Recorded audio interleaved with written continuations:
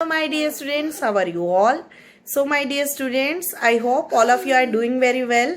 So today we are going to discuss our chapter parts and wholes from your NCERT book. So let us start our today's video. Please do watch the video carefully and do practice the work given to you. And if you face any difficulty, you can ask your doubts in your Zoom session. So beta ji, we are going to discuss first of all 65 page number, as we have already discussed in Zoom class. Some parts of the drawings are shown to you. You have to draw the other remaining parts. First one I have already discussed. This show the petal 1 by 5 of a flower. 1 by 5 petals of a flower. Complete the flower by drawing other petals. अब इसमें आपको कहा गया है बच्चा कि ये 1 by 5 petal है. क्या है ये 1 by 5 पेटल, यानी कि out of 5 petals we have drawn only 1. तो टोटल पेटल्स कितनी है 5. टोटल कितनी है 5 और 1 ऑलरेडी ड्रॉन है. तो that means you have to draw how many petals. कितनी पेटल्स और ड्रॉ करनी है. 1 ड्रॉ है, 5 minus 1 दैट इज 4. तो आपको 4 पेटल्स और इसकी ड्रॉ करके इसको फ्लावर को कंप्लीट करना है. Now next one, the picture shows 1/3 of the blades of fan.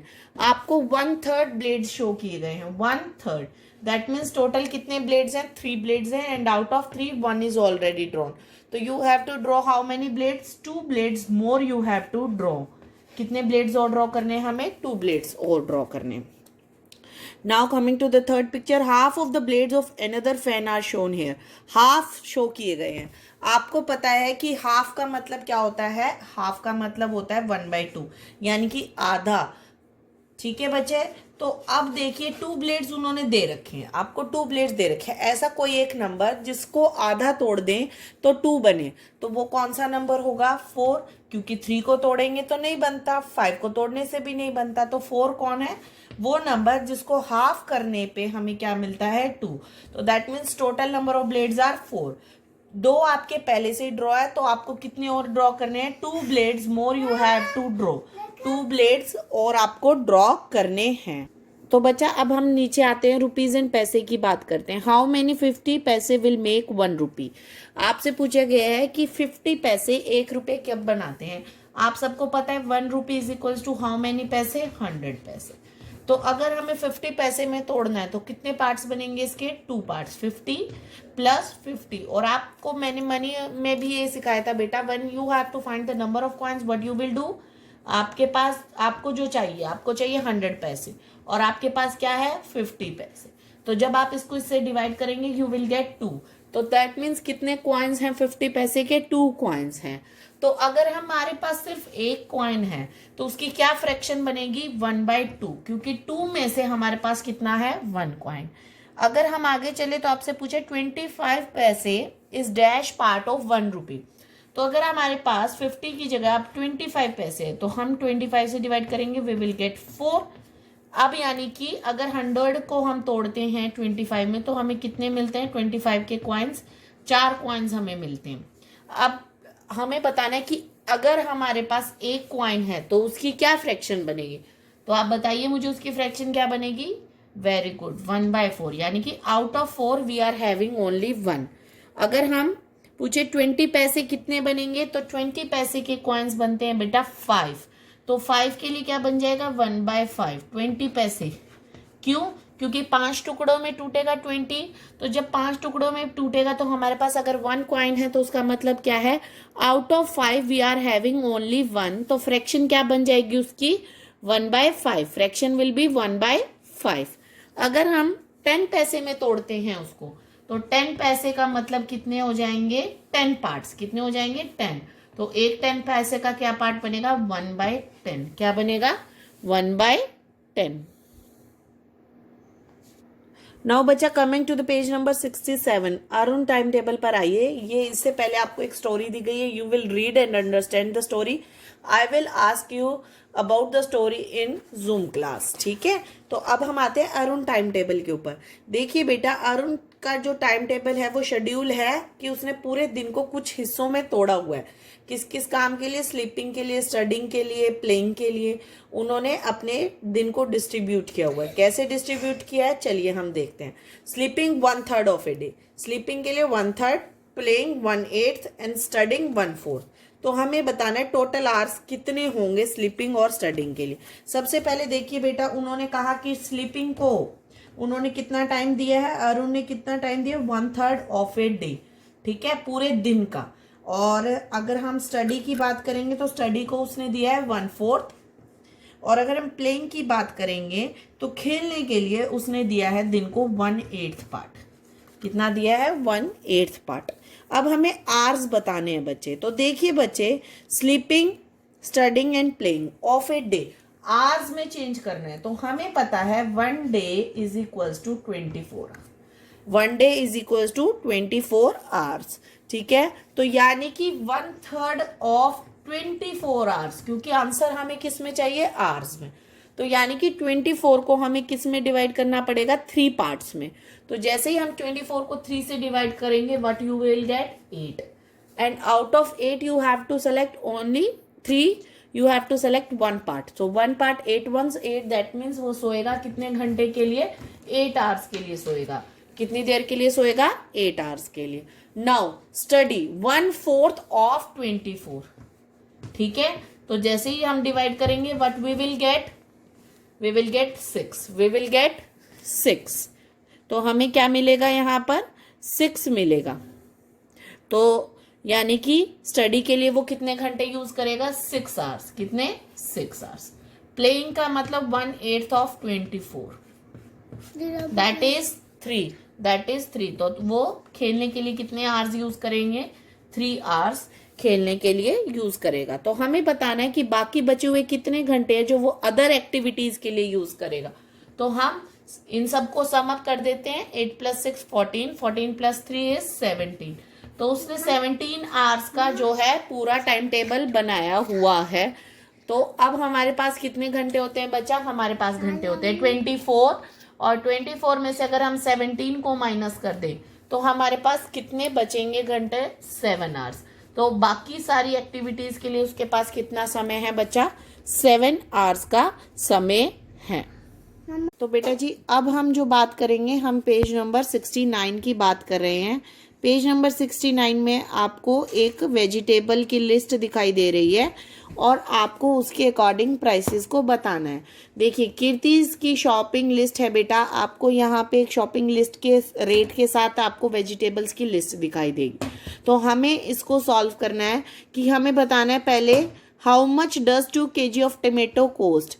तो देखिए बेटा, टमाटोज की कॉस्ट अगर आप यहाँ से देखेंगे तो 12 पर केजी, 1 kg की 12 है। तो 2 kg की हम कैसे निकालेंगे, देखते हैं। आइए, पहले मैं यहाँ थोड़ा सा लिख देती हूँ आपको कि भाई कॉस्ट आपको याद रह जाए। ये 12 है, पोटैटो की कॉस्ट है 10, अनियन की कॉस्ट है बेटा जी 16 रुपीज, कैरेट की कॉस्ट है 18, एंड गॉड का मतलब पता है क्या होता है, घिया की कॉस्ट है 8, ठीक है। ये जो आपको कॉस्ट दी गई है बेटा, ये रुपीज में है, यानी कि 12 रुपीज, 10 रुपीज, और पर केजी यानी कि 1 किलो की रेट है, ठीक है। आपको बाकी की बतानी है। तो फर्स्ट पार्ट में आपसे पूछा गया, how much 2 kg of tomato cost. तो टमेटो की कॉस्ट 12 पर केजी है। तो अगर हमसे 2 kg का पूछा गया तो 1 kg 12 रुपीज है, तो 2 kg।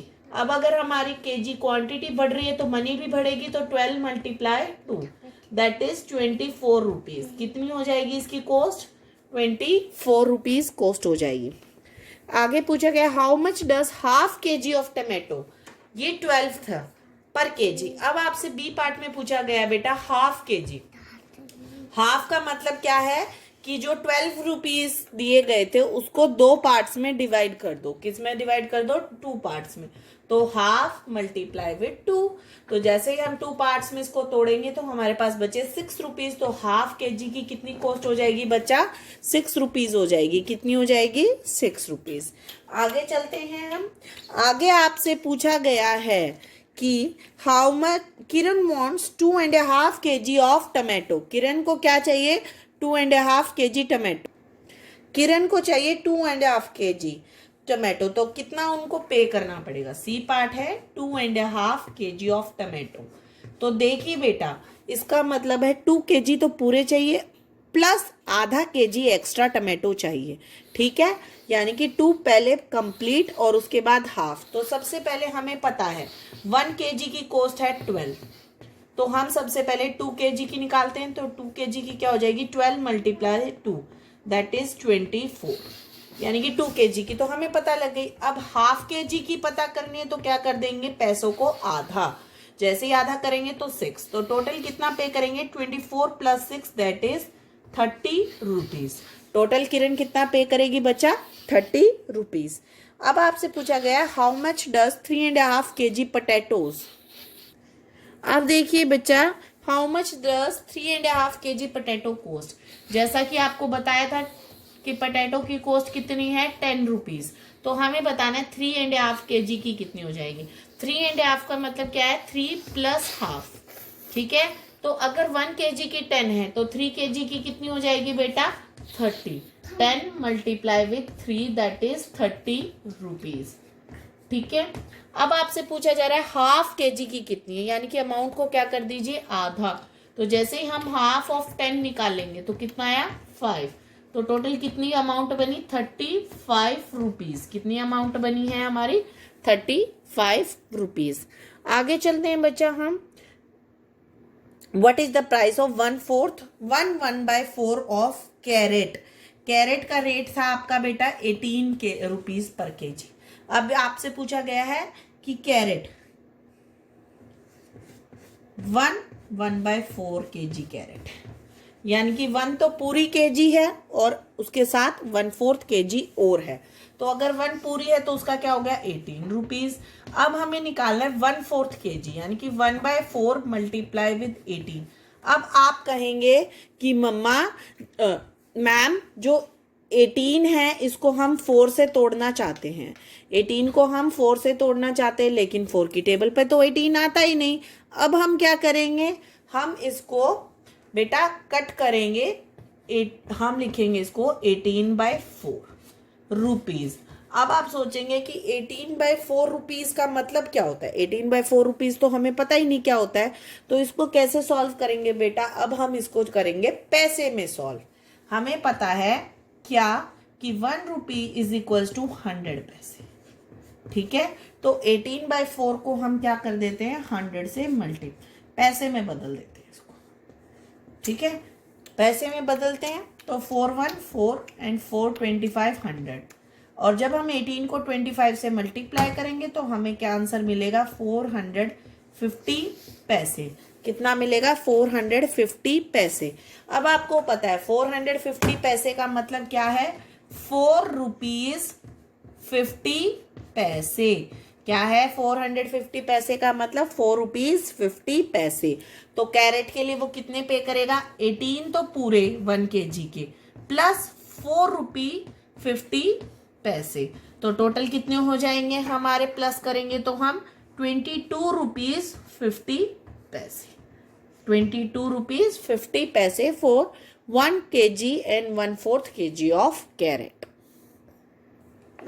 अब बेटा जी हमें आगे करना है, he bought a gourd of weight 4:3/4 kg, what will be the cost. आपको मैंने बताया था गॉड का मतलब क्या होता है, घिया, और घिया की कोस्ट क्या है, 8 रुपीज पर kg। क्या है, 8 रुपीज पर kg, ठीक है। तो अब खरीदा कितना गया है गॉड, 4:3/4, यानी कि 4 तो पूरा किलो और 3/4 किलो, ठीक है। अब देखिए बच्चा 4 किलो पूरा, तो 4 किलो की अमाउंट कितनी हो जाएगी, 8 multiply with 4 that is 32 rupees, यही होगी इसकी। तो अब बात करते हैं हम 3/4 ऑफ kg। किसकी बात करते हैं हम, 3/4 ऑफ kg। जब हम 3/4 ऑफ kg की बात कर रहे हैं बेटा, तो दैट मीन्स पूरी अमाउंट को कितने पार्ट्स में डिवाइड कर दें हम, 4 पार्ट्स में।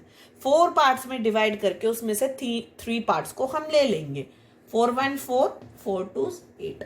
अब 3 2 6, यानी कि 3/4 की कितनी हुई कॉस्ट, 6 रुपीज। तो 32 प्लस 6 कितना हो गया, 38 रुपीज। तो 4:3/4 गॉड की क्या अमाउंट पे करनी पड़ी, 38 रुपीज अमाउंट उसे पे करनी पड़ी।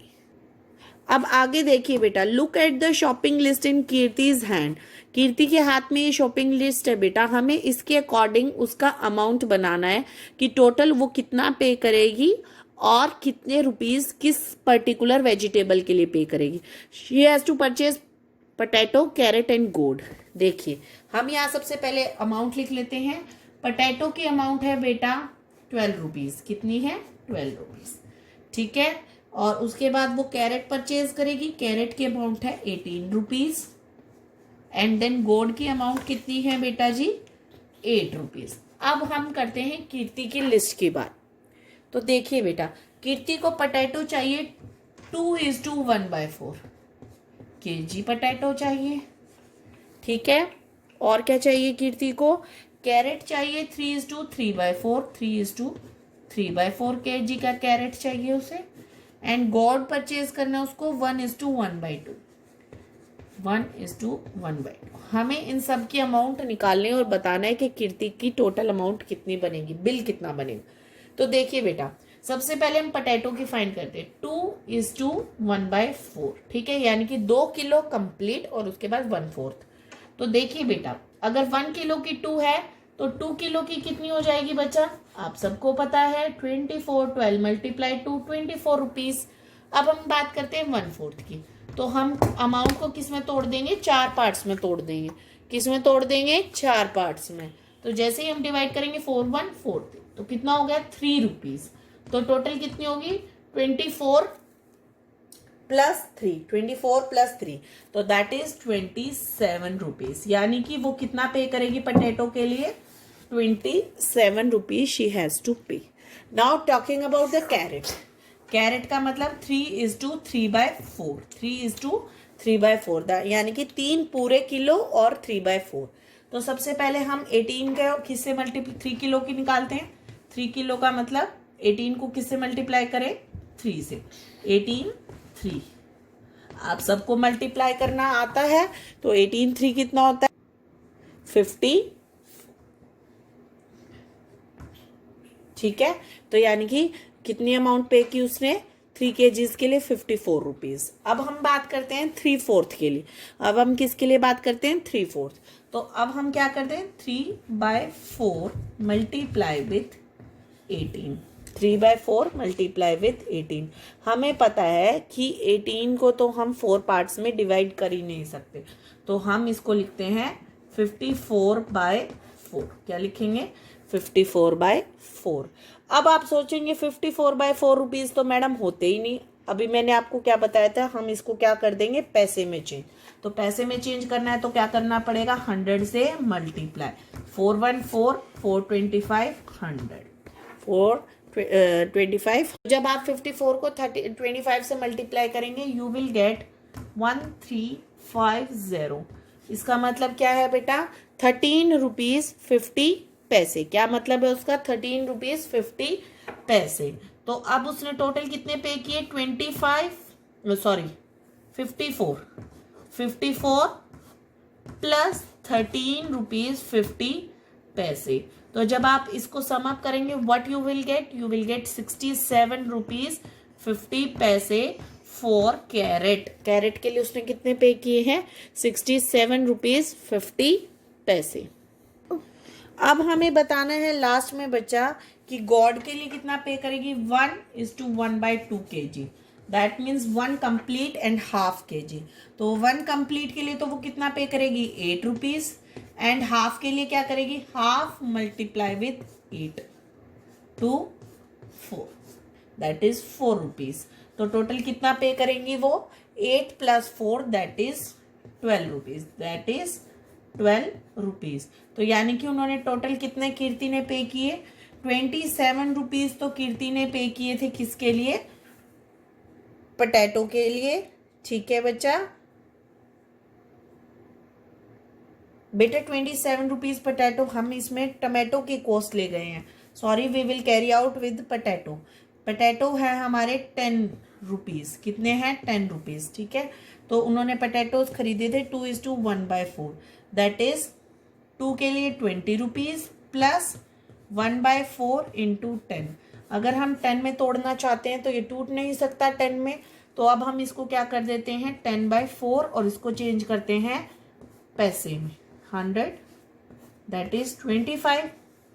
तो आंसर कितना है 250। 250 का मतलब क्या हुआ 2 रुपीज 50 पैसे। तो टोटल अमाउंट कितनी होगी 22 रुपीज 50 पैसे फॉर पटेटोज। किसके लिए पटेटोज के लिए। ठीक है 67 रुपये 50 पैसे उसने पे किए थे किसके लिए कैरेट के लिए।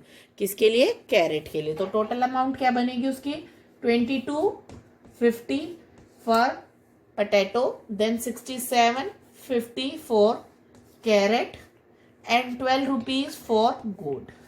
तो अब हम इसको सम अप करेंगे 0 0 and 1 carry over to here 7 + 2 is 9 1 carry 10 12 1 carry over here 6 + 2 8 + 1 9 and 10 that means she has to pay how much 102 rupees। कितने पे करेगी वो 102 rupees। Now coming to page number 70 that is the last page number practice time। Rahim journey Rahim has to travel 1:1/4 kilometer to reach school। What is the distance does he travels to go to school and come back home। सबसे पहले तो हमें पता करना पड़ेगा बेटा कि रहीम को स्कूल जाने के लिए कितना करना पड़ता है।